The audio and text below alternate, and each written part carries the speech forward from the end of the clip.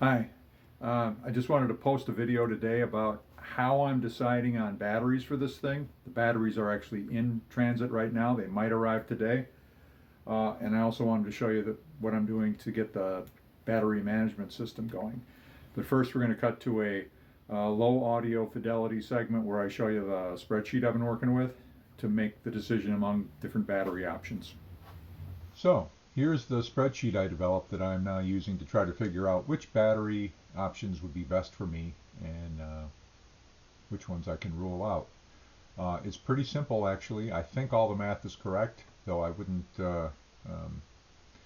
accept this uncritically if I were you, but I think it works pretty well. At least it gives me an indicator. Anything in a blue column is something I can edit. The rest are all calculated fields. And the way this works is I say I'm told I can use a certain battery for some purpose. I can plug in all its values and costs and weight and everything and get a rough idea of how it would function in an array. So, for example, with this prismatic cell, the volts are nominal, or 3.2 volts. Just plug that 3.2 in. The amp hours, plug that in. You can plug in a number of batteries, how many you want in series and how many you want in parallel. So you can actually play with this. If I had 3 parallel strings, I just change that to 3. It changes all these calculated values over here. So it's very useful. You can try different configurations and find out from that what's going to happen. So these 4 columns are actually calculated. Total number of batteries. Obviously, that's just the number of batteries in series times the number of batteries in parallel. Simple calculation. Kilowatt hour per batteries. That is just the amp hour of the batteries times the volts to get the wattage, and then divide that by 1,000 to get kilowatt hours. Total voltage is the number of batteries in series times the volts. Total kilowatt hours per array, again that's just voltage times amp hours times parallels, total number of batteries divided by 1,000 to get the total kilowatt hour per the array. Here's 2 more fields you fill in. Cost per battery, $30 per each prismatic cell. Weight per battery, 5 pounds. This calculates the total weight of the array. Obviously that is just going to be the total number of batteries times the weight is the weight of the array. And I've got conditional formatting set on this. Anything below 250 pounds is in the green zone for me. I don't want to exceed 250 pounds for this initial tranche of batteries. There's a couple of columns here that I rarely use. I thought it would be interesting when I built the spreadsheet, and I've just left them in there. Cost per kilowatt hour and weight per kilowatt hour to kind of get an idea of efficiency, but I never use that stuff for whatever reason. Now this field, anticipated range, is really crucial. That's calculated, and basically that takes the total kilowatt hours in the array and multiplies it times a number. That number was derived from somebody else's online calculator where you like plug in the weight of your car and its, payload and the rolling resistance and what kind of transmission it's got and so forth. This is probably the most suspect field on my spreadsheet because you can change the outcome just by messing with that multiplier.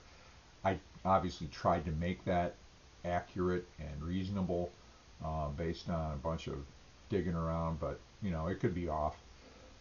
But it's still a useful indicator, even if that multiplier is wrong. Overall, because I can see comparatively what the different battery packs are going to do in terms of range.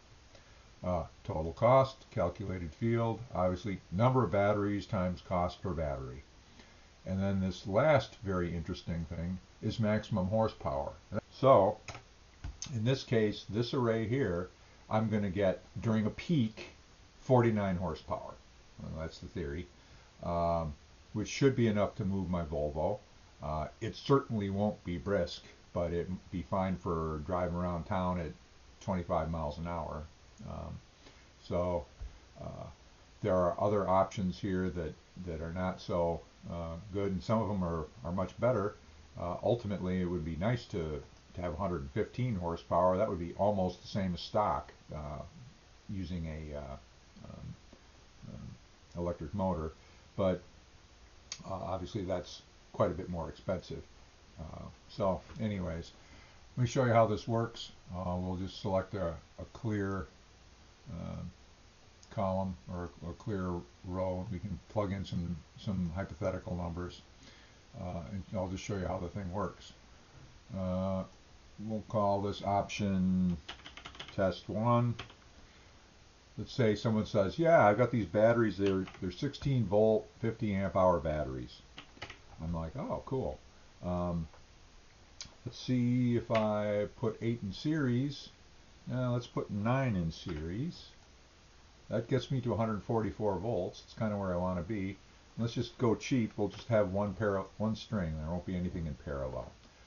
These batteries are 28 bucks a piece. Great deal. So I plug in the cost per battery, and the weight is 23 pounds. Okay. Looks like my calculations are not working here. Let me just move my formulas up there. This is a bad 200. What the hell? That should be. Well, this is not working correctly. Cost per battery 20. Oh, I guess it is. It is working correctly. That's a great deal. Well, I hope I could find those batteries. But however, my max horsepower is only 19, so that's not acceptable. This tells me, say there are only 9 batteries available, I'd be like, yeah, this isn't going to work. What if I parallel them? I could put a second string in, change that to 2. Oh, now my max horsepower is 38 and my range is 39. This is looking better. My total weight is kind of high. It's higher than the 250 limit that I want, but it would work.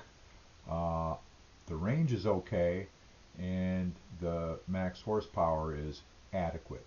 So if I found out those batteries were only 15 pounds, that almost brings me to my target. I'd probably fudge on that. 20 pounds is, a couple of wanton weekends with pizza, so I'd probably fudge on that. But so you can see right away that I would be able to figure out if a battery pack was even in the ballpark. And some of them, some of the batteries I've looked at are just so out of the ballpark, it's not even funny. I frequently have people say to me, why don't you use Prius batteries? They're all over the place. And I'm like, well, they're the wrong kind of battery for one thing. They're meant to discharge and recharge very quickly. They don't, hang on to a lot of power. It's a short-term bursty kind of thing.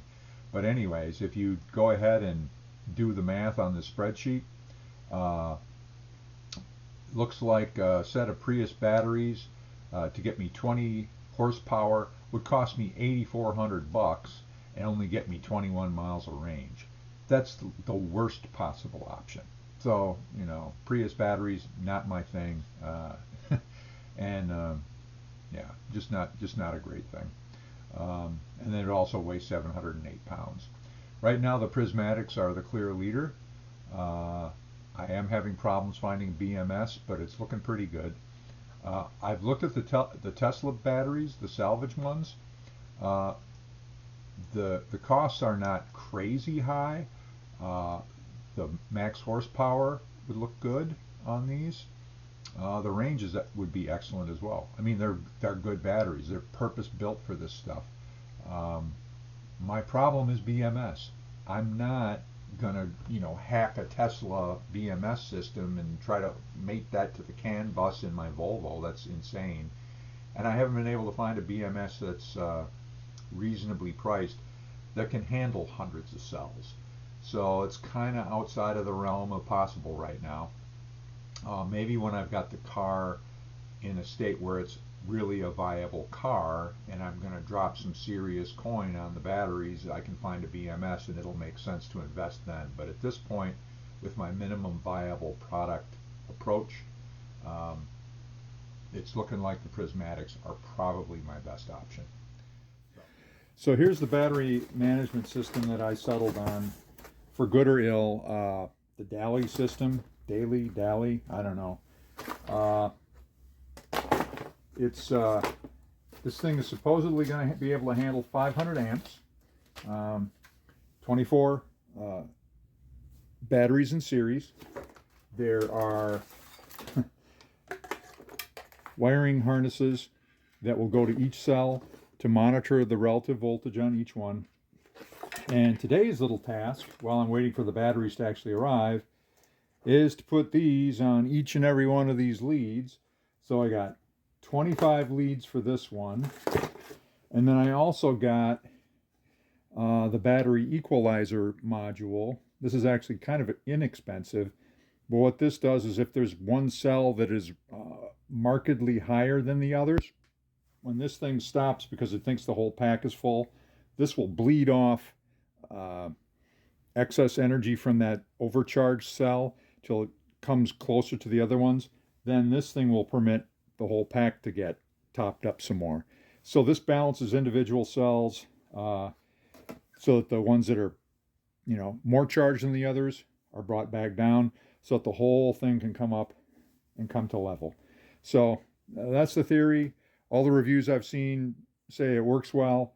I want to have all this ready to go, so when the batteries come, I can get it going. I'm going to charge the whole pack up.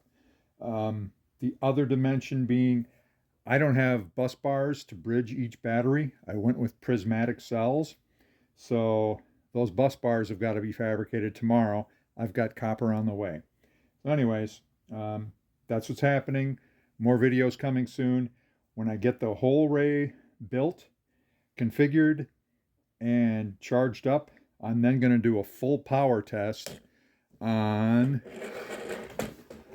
that thing. I'm going to run that up to full power with the full-size battery pack and just let it run for an hour. Just see if anything comes apart, because I want everything to know everything works fine before I put it in the car. So that's it.